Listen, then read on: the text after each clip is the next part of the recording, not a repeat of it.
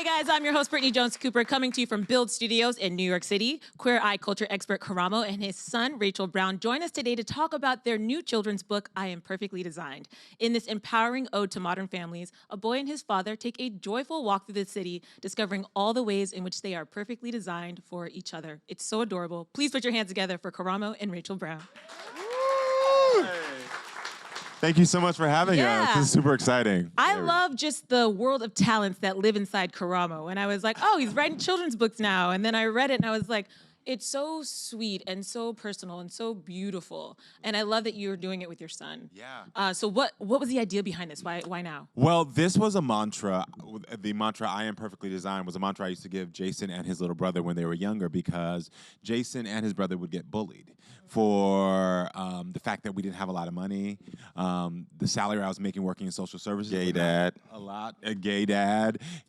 Skinny jeans. Skinny People jeans. used to make fun of my skinny jeans. And now skinny jeans are all the everywhere. rage, They're right? popping, So you're like- a trendsetter. Yeah. Right, thank you. And so he used to come home and he would say things like, I don't want to be me. I wish I was someone else. I wish I had a different life. And as a parent, that broke my heart. When you hear your child say they wish they had a different life or they wish they were someone else.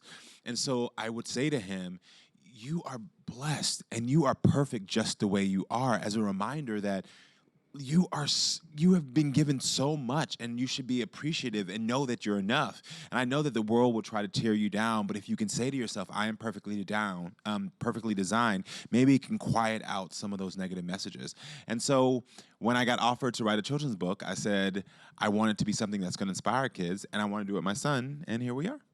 For you, having that message so constant throughout your childhood, what kind of impact did it have you as you grew up?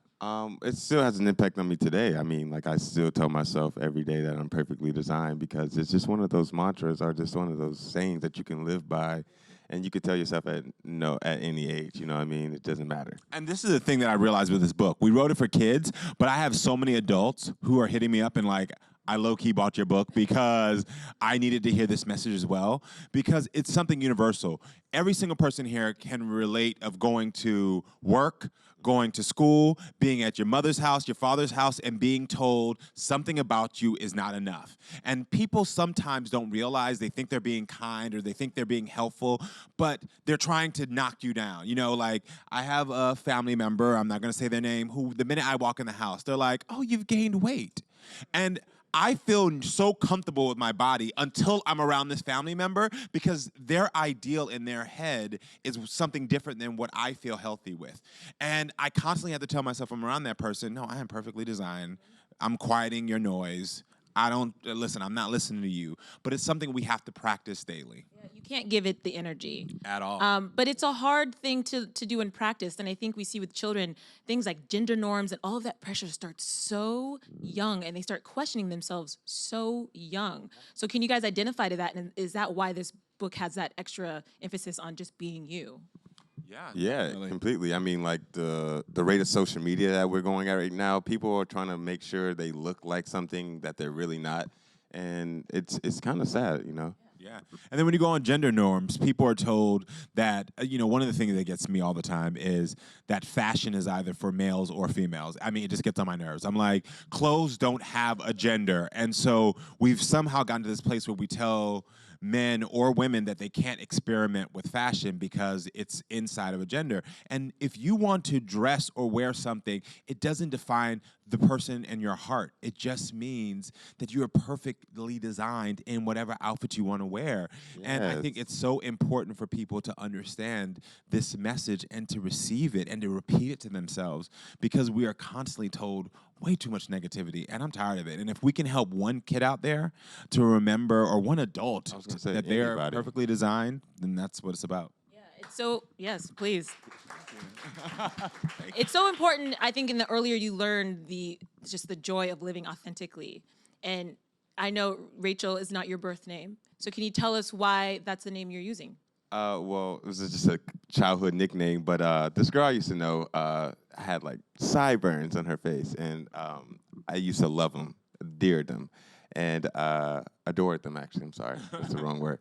I was like, okay. Yeah. I'm with it. I was like, but it's been my Instagram handle since then, and like everyone's just been calling me Rachel, and it's been my name. Yeah. Yeah. The first time he came home, we had a very stern conversation. I was like, young man, I promise. I go into dad mode really quickly. Really quickly, you guys. It's funny because people know me from Queer Eye, and they're like, you're so sweet and kind. I'm like, you've never seen dad mode Karamo. Never. Dad mode Karamo is very strict. And so he came home, and he had to have been maybe 15, and he was... Ninth grade. Yeah, people were calling him Rachel and Rachel's sideburns, and I was like, you better not be making fun of some young woman and her... And he was like, no, I love her sideburns. They're dope. This is an ode to her sideburns. And I was like, seriously, okay, like, all right. I'm giving and I her was like, praise. Is she in on this? And he was like, yeah. And I met her, knows. and I was like, all right. But then when he started going by Rachel, a lot of people started to say things to him like, are you transitioning? What does this mean? There was a lot of ignorant comments that came with it.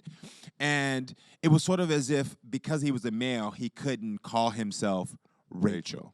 And again, we live in a house where I'm like, if you want to identify as Rachel and that be the name you're choosing to go by, your father's cool with it. You know what I mean? Because at the end of the day, your name as well has nothing to do with the person you are. And so, he goes by Rachel, and so I call him Prince. Yeah. You also don't have any sideburns, so I actually don't. Yeah, I know. I'm like slightly disappointed. I know, a little exactly. bit, right? Really I think that's where isn't it how it is? You always want what somebody else has. Yeah, I think and yeah. so like you end up, he's like seeing some girl's sideburns and being like, I want those. And then he's like, because I can't get my own. Yeah. What was it like growing up with Karamo as a dad? Wow. Just because you moved out, don't try it. Wow. Okay, you might still need rent money next week. No, I'm joking. You can be honest. I might need some rent money if you're offering it though. Okay, right, I won't turn it down. Growing up with Karamo was awesome. I mean, I will say this though, he was. First of all, I've never heard you say my name. That's so weird. I grew up in a house where kids don't say their parents' names, and that was the first time I've ever heard him say my name. Stop instigating. Don't get me in trouble here, okay? I'm surprised they even know my mom's name sometimes, so I get you. I was like, what did you just say? Did you just say my name? Okay, but anyway. Growing up with dad, just trying to give you guys something. It was cool. It was awesome, actually. Very, very supportive like he is to this day. And I will say, though, and you know this, everyone, you still are a strict parent. He was very strict, very like, you need to follow the rules because he has a plan and he sees something for all of us, meaning his family and loved ones, and he just wants to see the best for us. So that's why he's so strict. I am proud to be strict. I'm going to be very honest with you because I wake up, I'm going to be real with y'all. But if I can get really real and a little emotional, I get up some days and I'm very scared for Jason, even more scared than I was for me growing up, because I turn on Facebook, I turn on social media, I turn on the news, and I see young black men dying constantly. We see it constantly. They're just in their house playing the video games, and someone walks in and is like, oh, I thought this was my house. I'm going to shoot you. And I'm just always like, now that he doesn't live in my house anymore, he moved out on his own, I wake up in these panics of like, what happens if that's my son? And so, my way of giving myself some calmness, but also trying to protect him was being strict. And, as he got older, I had to figure out how to navigate that because I wanted him to still be himself and still have fun and still enjoy being young. But it's a scary time right now for young boys and girls of color walking around this world. It's a scary time for women walking around this world. It's a scary time for LGBTQIA people. And it's like, as a parent, I'm like, what do I do? How do I protect him? And so I was strict because of that. Yeah. And I know that your journey to parenting was a little different, right? You didn't really meet him a little different until he was 10? Yeah. So did that impact how the focus of your parenting and how just seriously you took it? Oh, 100%. Yeah. Because quickly, I didn't know about Jason. His mother was the last girl I dated in high school. We were 15, only girl I ever slept with, and we had a baby. And this is before social media. We had social media, and she moved away, I moved away, and we didn't think of anything of it. And then years later, I got a stack of papers for back child support for a child I did not know existed, and here he is. And once I met his mother, I realized there was no malicious intent, and we talked about it, and I gained custody of Jason and then his little brother later. And at that point, I was 26 and a train wreck myself, or just coming out of the train wreck. Like the train had already wrecked and they were trying to build it back onto the track. And so as I was meeting him, it was like, I kept thinking to myself, do I want him to model this negative behavior? You know, because I used to say a lot of bad things about myself. I used to tell myself like, oh, you're not smart enough, you don't look good enough. I used to want to change so much about me. And I used to say, do I want him to live like this? Or I used to dabble around with drugs, and I used to be like, do I want him to do these things? Dad, is this where you got this mantra then? This sounds like it's where you got it from. Where for myself? I think this is where we're getting to a little bit. I mean, it's always been in me because I grew up in the church, and in the church there's this sort of ideal of like you were designed by God, and so I always heard that. It just wasn't said in these words, and so that's where it's always stemmed from, and it came from you. But when I did get the kids, I was like, I got to change for the better for myself because I need him to have a good life. Yeah. And even though you instilled this message in your boys, I know that when you decided to tell your father that you were pansexual, you still had some hesitations, and there was some communication breakdown, though, even though you grew up in a household where that was very openly discussed. Yeah. I just felt a little nervous because, and you would think it would be so easy to tell the guy from Queer Eye who's also gay, like, hey, I'm pansexual, but it was a lot more harder for me. I didn't know how he was going to take it. I didn't know how my family was going to react to everything. I think what the biggest lesson for me was, which I try to tell a lot of people, is if my child is living in my home where I'm a career gay. I'm talking about like every part of my life is, even when I worked in social services, I worked with LGBTQIA youth. Like he's been around this community forever, and like every show, seen you in a healthy relationship. Every from Real World to Queer Eye, as I've always been gay. All his friends, my uncles, yeah. All his uncles, the fake, my Kiki Judys before. Now they're his uncles.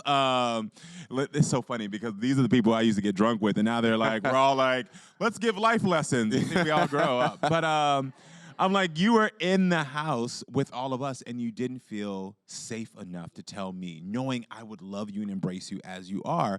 And so I try to help parents realize that it's not something that your child is trying to lie to you, but you have to realize that society can make people fearful. That how am I going to be rejected? Am I going to be told that I'm not enough? Am I going to lose my friends and family, career, opportunities, education? And so if my child is feeling that, understand where your child is on their journey and respect them. And even without trying to force them to tell you something, try to be there for them and let them know, like, this is a safe environment. Because I never said those words to him. I never said, this is a safe environment for you to be open, because I just assumed he knew. And sometimes people need to hear, this is a safe environment. You will still be loved no matter what. And I think parents can get that message and just start saying it no matter what is going on, because you don't know what your child could be going through, feeling, or thinking. And if you can just let them know they're safe, they'll be more open to communicate. And that's why I'm happy to be having this conversation with both of you and how just transparent you are about your journeys, because I think it really does play into this book and why you guys wrote it and the message you're trying to share, that like you need to have those open lines of communication. I think especially to seeing the representation of a proud gay Black father is rare, and to see it, in a children's book. Yeah, it's super special. I mean, I think it's super rare, first of all, if the media would have you tell it, there's no single fathers out there. Secondly, there's no single Black fathers out there. We're all like dodging child support or something. I mean, like deadbeats. I mean, the media will have you believe that there's not this happening in the world. And this is happening more and more. I come across men of color. I know, I love that photo, because these photos are based off of us and how we used to like hang out, like for us to be chilling in the park. But I think it's great for these images to be seen because people need to see. And also, it was very important to Jason and I that we made the imagery in here very diverse. Like, we made sure that people from all walks of life were represented in the book, because I wanted some young kid who was in suburban Iowa or rural Iowa to be like, oh, I might not see a person of color next door, but if I open this book, look, here they are, and they're sweet, and they're beautiful, and I want to learn more about who they are, versus maybe being fed this narrative that you should be afraid of someone who's different. And where did the words come from? Did you guys write it together, Rachel, or what was that process like? Mostly from him. Yeah, I was gonna say it was a lot for me. What is the work? I say, oh, you want to be an author? Oh my gosh. Oh, you want to be an really, author? No, really. Oh, you better really. write. You have rent to pay now. No, so seriously, so can I just give the backstory first off? Go for it. You So got when I 5 was minutes. like, We got time. when We got time. I was like 12, 13, on top of my homework that I used to get from school, this man would make me come home and do his own personal homework. So I would have to, oh, the hair flip. Oh my gosh, Dad. But I'm saying, like, he would literally make me write novels. I'm saying, like, long books. Like, and I would be doing this 6th grade. And Well, I saw a talent there. And I think it's the job of a parent or a mentor to foster talents you see in your children. We're nurturing. Nurturing, you know what I mean? And so I saw that you knew how to write and communicate. So I was like, you should stay home and write after you do your homework. Can we do a close-up of the side eye that you're giving Karamo right now? And all I want to say is, you can keep your side eye because mic drop, you got a book. There you go. I'm just trying to say it worked. yes, right? it did. Thank you for all those hard hours, Dad. I have to ask really quickly. I saw that Queer Eye, the Japan episodes came out, and my only complaint is that there were only 4 of them. I know. I mean, those episodes it seemed like somehow you guys were able to heighten the emotion, even with the language barrier. Just take me through why it was important to tell those stories from that country. Oh my gosh. Well, we didn't get to choose the country. They told us one day, they were like, y'all going to Japan? And we were like, okay, great. First trip to Japan. But also, after reading about Japan and talking to a lot of my Japanese friends, they were like, culturally, they don't talk about their emotions and feelings a lot. And this is not true for everyone, so I don't want to generalize. But what I heard from a lot of people, so for me especially, being the person who's tasked with fixing the hearts and minds, it was like, well, there's already a language barrier, and then y'all also don't talk about y'all emotions. How is this going to work out? And I went into it feeling not defeated, but feeling challenged in a good way of like, we can do this. Like, we can connect. And what I'm so proud of with the 5 of us is that we actually studied the culture to make sure that we didn't come in there like brash Americans being like, hey, here we are, you know what I mean? We were like, what are the customs? Do we take off our shoes? How do we ask for food? What do we do so that we're respectful of the culture, first of all? And then for me, I was like, if people are given a space to talk about what they're feeling and going through, they'll open up. And so I kept that in everything I did. And there are some moments in this season where I'm just so proud of the 5 of us, but I'm also proud of, give myself a pat on the back, where I'm proud of myself. Like, I have a conversation with a young Japanese man about the discrimination and colorism and the fact that people still feel emboldened in this country and in Japan to say to somebody, no Asians on a dating app. I help a couple who has not had sex be honest about why they were fearful to talk about their emotions. And that is this man has a guttural cry on my shoulder that still to this day makes me cry. And I get these messages on direct messages from them that I'm not gonna lie to y'all, I don't understand half of them, and then I put it in Google Translate, and I'm like, I don't think this is what they were trying to say, but like saying thank you so much for coming here and for opening up and for helping us to be more open about what we're feeling. I mean, the breakthroughs that happen in these 4 short episodes are really profound, and really, again, I would love if you guys did more. I'm just saying, I'm putting it out there. Right. Well, we just finished shooting season 5. Okay.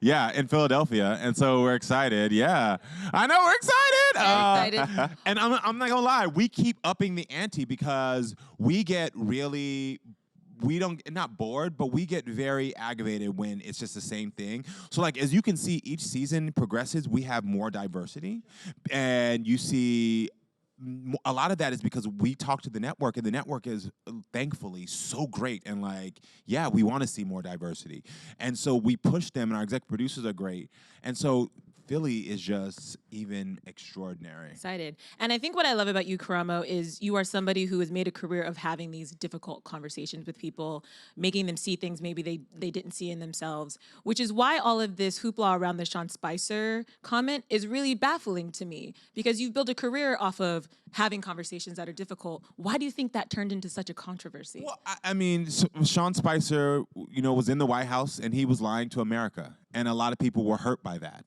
And so for me to say he was a nice guy after I met him for a small moment shocked people, because they were like, hold on, you switching sides now? You bumped your head? And I was like, no, I just really believe that it's my job, not everyone else's, my job to build bridges and to talk to people who have different views than me and try to reach their heart and try to plant seeds that will eventually blossom into something good where they can understand my point of view and I can respect their point of view. And Sean was just that person.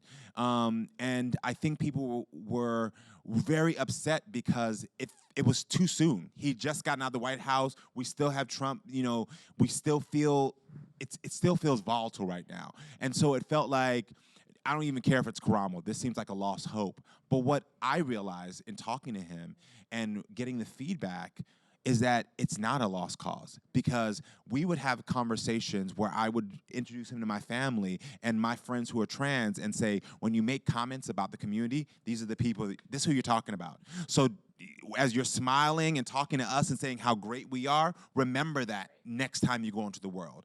Because if you try to say something about an LGBT person not getting their rights, you're talking about me and you're talking about her.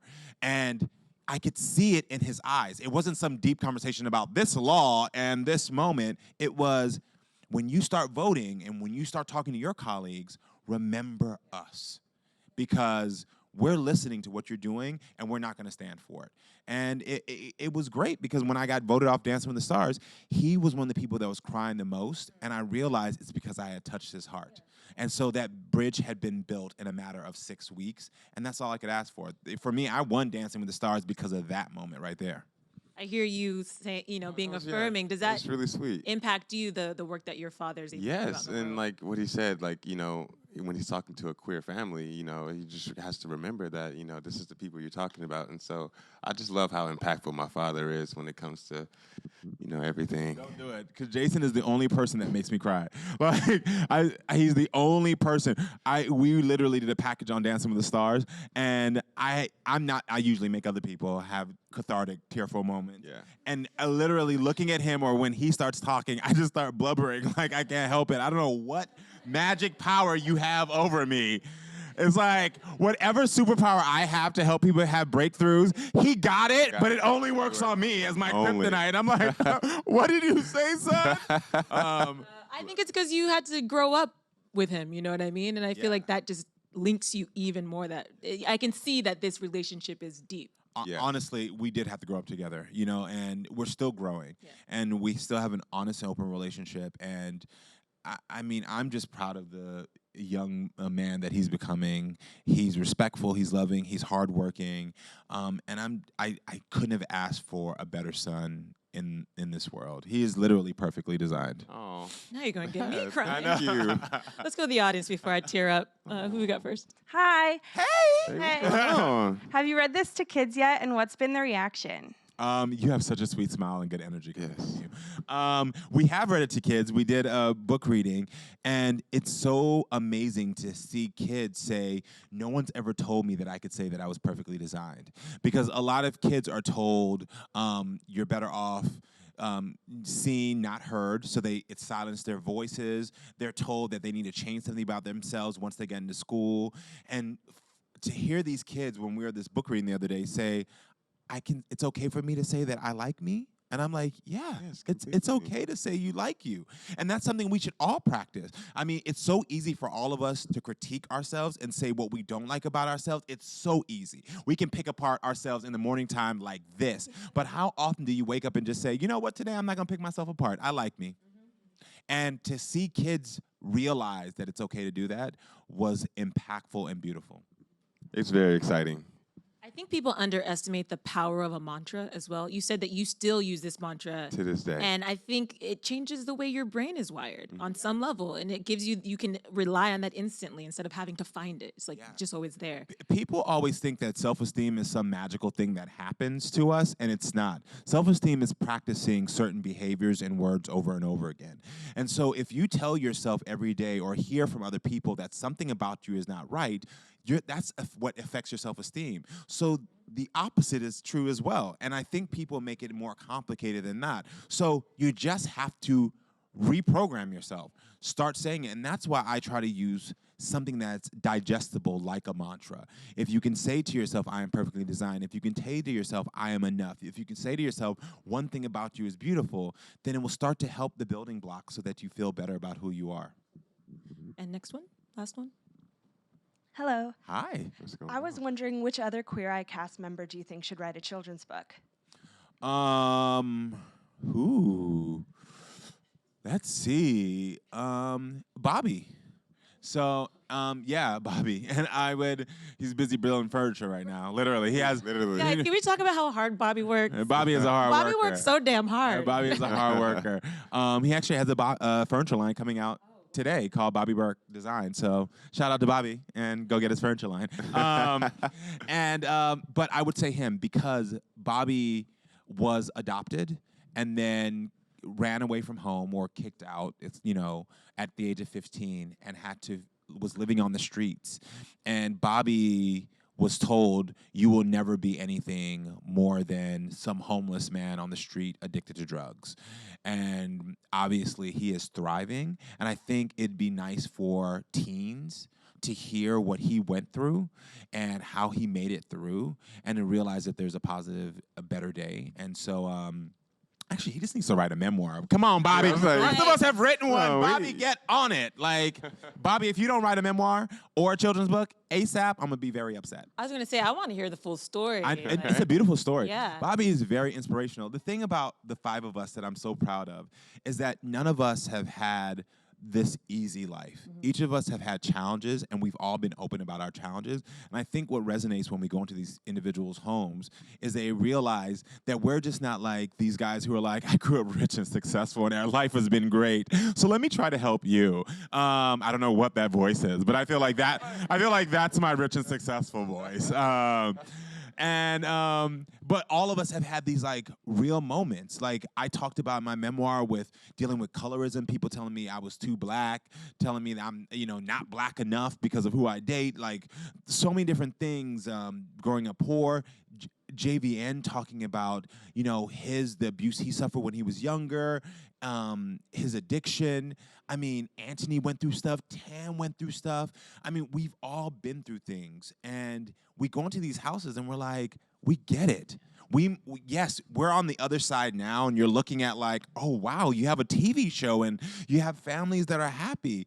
But if you would have caught me 10 years ago, I literally, and I tell this story, and this is real, there was a day that I had to decide either to put gas in my car or give this one lunch money because I could not afford both. And I was like, I don't know how I'm getting to work, and I don't know how he's going to get fed. And I was like, I can't ask anyone in my family because no one has the money right now to give it to me. And I'm like, what do I do? So when I walk into someone's house and they're like, my bills are piling up and I don't know what to do, I understand because I was there less than 9 years ago with this young man right here. And you have to figure out, what do you say to yourself? How do you ask for help? How do you find the encouragement so that you can make it through? And things like I'm Perfectly Designed, things like our memoirs are just ways for us. Things what we do on Queer Eye is just our way of saying, I know it's hard right now, and you may be in a hard spot, any one of you in there, but trust and believe. I said it in season 1, if my gay black ass from the South can do it, trust and believe. Any of you can do it, and if you don't know how, ask for help. It's part of your perfect design. And before we go, Rachel, I just have to know, what's going on with you? What are you working towards? What are your kind of goals and ambitions? So I'm working on a second book right now. He's an author now. I'm writing books. I'm writing books, honey. Yes. And I love it. I want to follow in the footsteps of this man right here and become a host. So that's that's on the way as well. The funny part is I take my job. Okay. I need your check. We were yes. cool until just now. He's actually, I would say, because I've seen him in action, and I'm not saying this to my father or my son, he's a better host than me. Okay. Much better host than me. Yeah. Because I go seriously for the emotion quickly, and he Oh, brings the in that aspect, yes. Yeah, I don't like You're this. trying to I have don't some want to fun, see you too. cry. Yeah, I'd rather see you smile. I like to see the smiles. Yeah. Well, I can't wait to see what's next for you. And I just have really enjoyed this conversation again. Thank you. I think the conversations that you two are having with each other and sharing through your book or through other platforms is just so important. So Thank you so much. Thank you. And you guys should check out I Am Perfectly Designed. It's available wherever books are sold. Put your hands together for Karamo and Rachel Brown.